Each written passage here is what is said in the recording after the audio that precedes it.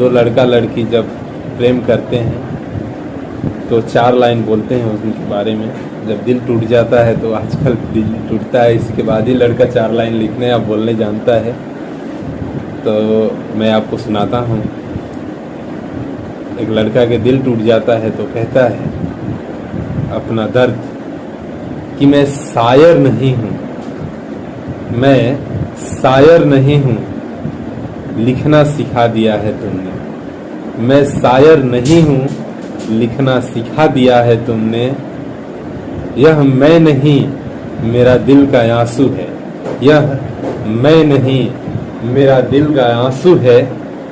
जब रोता हूँ तो लोग कहते हैं क्या शायरी है, जब रोता हूँ तो लोग कहते हैं वाह क्या शायरी है। हाँ, शायर बना दिया है तुमने, शायर बना दिया है तुमने।